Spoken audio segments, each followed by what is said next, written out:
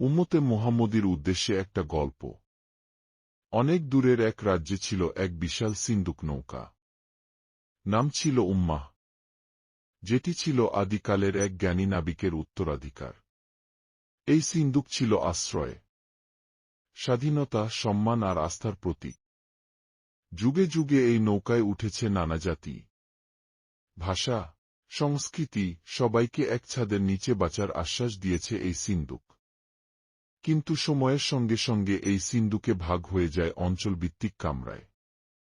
প্রতিটা কামরায় একটা জাতি, নিজের নেতৃত্ব, নিজের নিয়ম।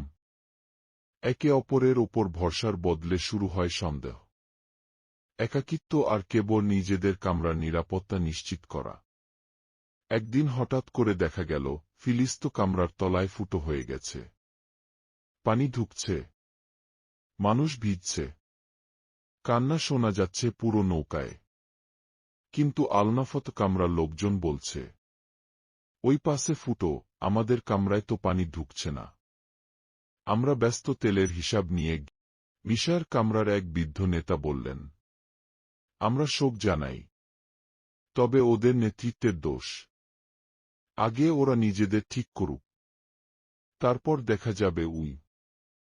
হিজাজ কামরার কিছু যুবক চিৎকার করে বলল, আমরা প্রতিবাদ করছি, পোস্টার ছেপেছি, শোক মিছিল করেছি, কিন্তু কামরার বাইরে গিয়ে সাহায্য করব কেন?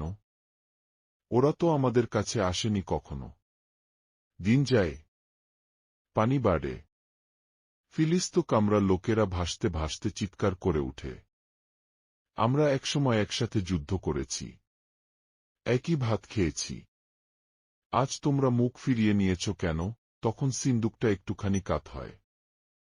পানি শুধু ফিলিস্ত কামরায় নয়, পাশের কামরাতেও ঢুকতে শুরু করে। লেবান কামরার কিশোর ছেলেরা হঠাৎ খেয়াল করে তাদের বিছানার নিচে পানির ধ্বনি। সিনা কামরার লোকজন বোঝে, তাদের দেয়ালে স্যাঁতসেঁতে ভাব। সবাই একে একে জেগে ওঠে, চিৎকার করে একে অপরকে দোষ দেয়। কিন্তু তখন অনেকটা দেরি হয়ে গেছে। নাবিকের নাতি, এক বৃদ্ধ জ্ঞানী, চুপচাপ বললেন, তোমরা যদি শুরুতেই বুঝতে যে এই সিন্দুক একটাই, তাহলে আজ ডুবে যেত না কেউ। এই গল্পটি আমাদের স্মরণ করিয়ে দেয়, একটা জাতি বা রাষ্ট্রের ক্ষতি কখনো বিচ্ছিন্ন কিছু নয়। আমরা সবাই একটি বৃহত্তর সত্তার অংশ। চুপ থাকা মানেই নিরাপদ থাকা নয়, কখনো কখনো চুপ থাকা